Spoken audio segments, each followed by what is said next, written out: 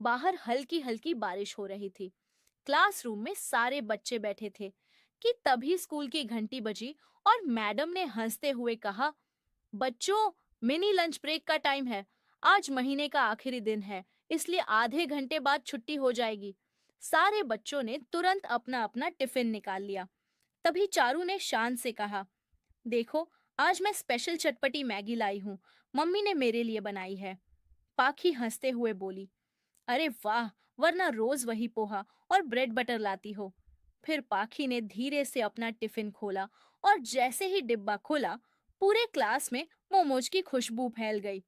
पाखी बोली, वाह, आज तो मैं अपने फेवरेट स्पाइसी मोमोज लाई हूँ। बच्चे दौड़कर पाखी की बेंच के पास आ गए और बोले, प्लीज पाखी, मुझे भी एक खाने दो। हाँ हाँ, मुझे भी। पाखी हंसकर बोली, ठीक है, सबको दूंगी। मैं एक्स्ट्रा मोमोज लाई हूँ। और सब बच्चे मजे से मोमोज खाने लगे। लेकिन क्लास के कोने में बैठी पारुल और उसका छोटा भाई सौरभ चुपचाप देख रहे थे। सौरभ ने धीरे से कहा, दीदी, मुझे भी मोमोज खाने का मन कर रहा है। चलो ना, पाखी के पास चलते हैं। पारुल बोली, नहीं सौरभ, पाखी हमें कभी नहीं देगी। देखो, हमारे पास भी तो टिफिन है। उन्होंने टिफिन खोला तो उसमें सिर्फ अचार और सूखा पराठा था। सौरभ ने उदास होकर कहा, मुझे ये नहीं खाना, मुझे तो वही चटपटे मोमोज खाने हैं। शाम को जब सौरभ घर लौटा तो रोते हुए बोला, दादी, अब मैं स्कूल नहीं जाऊंगा। दादी ने गोद में बिठाकर पूछा, क्यों बेटा, क्या हुआ? सौरभ रोते रोते बोला, सबके पास अच्छा खाना होता है, मोमोज, पास्ता, मैगी, और मुझे रोज सूखा पराठा मिलता है। मुझे भी मोमोज खाने हैं।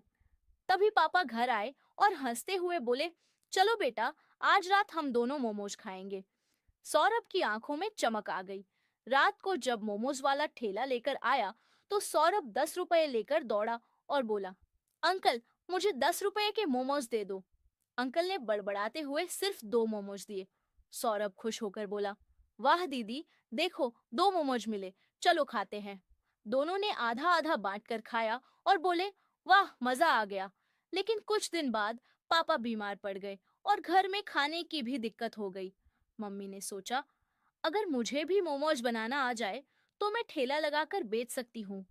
उन्होंने धीरे धीरे मोमोज बनाना सीख लिया। फिर एक दिन पूरा परिवार मिलकर मोमोज बनाने लगा। कोई गोभी काटता, कोई आटा गूंथता, कोई चटनी पीसता, और बारिश में उन्होंने ठेले पर मोमोज बेचना शुरू किया। लोग लाइन लगाकर उनके चटपटे मोमोज खाने आने लगे।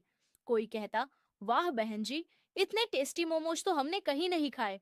कोई कहता, बहन जी, जरा चटनी ज्यादा डालना। धीरे धीरे उनका छोटा सा ठेला दुकान में बदल गया। अब सौरभ और पारुल गर्व से कहते, ये हमारी मम्मी के बनाए चटपटे मोमोज हैं। और इस तरह बारिश और मेहनत ने उनकी जिंदगी बदल दी। मेहनत और हिम्मत से कोई भी सपना पूरा हो सकता है। और बारिश में खाए गए चटपटे मोमोज का स्वाद वो कभी नहीं भूलते।